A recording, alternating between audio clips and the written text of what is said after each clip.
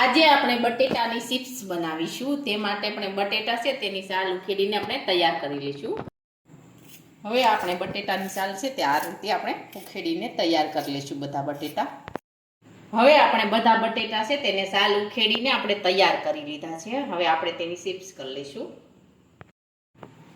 હવે આપણે બટેટાની ચિપ્સ છે તે આ રીતે આપણે બટેટું મૂકી અને આ રીતે આપણે ચિપ્સ કરી લઈશું।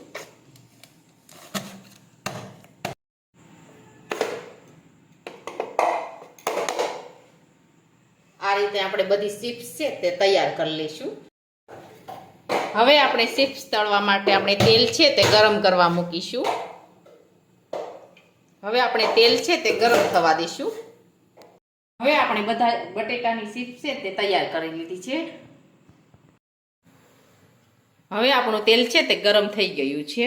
હવે આપણે તેમાં ચિપ્સ છે તે તળી લઈશું।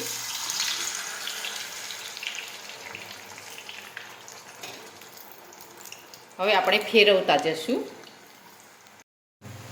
હવે આપણે ચિપ્સ છે તે આ રીતે આપણે ફેરવતા જશું। આ રીતે ફેરવવાનું છે।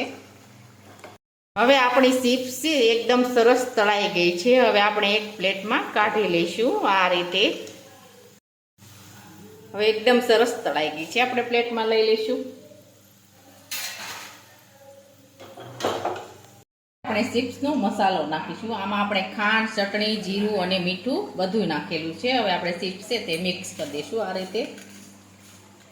હવે આપણી બટેટાની ચિપ્સ છે તે એકદમ સરસ બનીને તૈયાર થઈ ગઈ છે। અને અમારો આ વિડીયો ગમે તો મારી JK કુકીઝ એન્ડ હેન્ડવર્ક ચેનલને લાઈક કરો, શેર કરો અને સબસ્ક્રાઈબ કરો।